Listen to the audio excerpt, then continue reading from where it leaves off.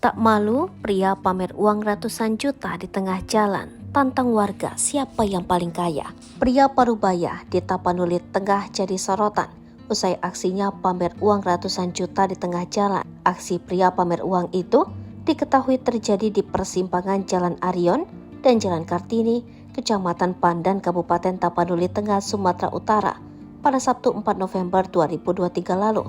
Akibat aksi pria yang pamer uang di jalan itu, arus lalu lintas di sekitar lokasi kejadian menjadi terganggu.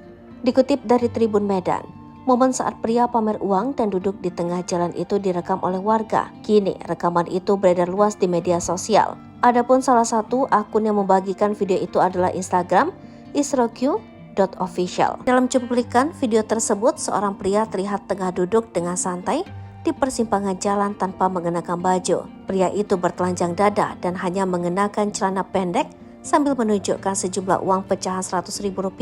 Sambil menyusun uang pecahan Rp100.000 itu di tengah persimpangan jalan, pria tersebut kemudian menantang pengguna jalan.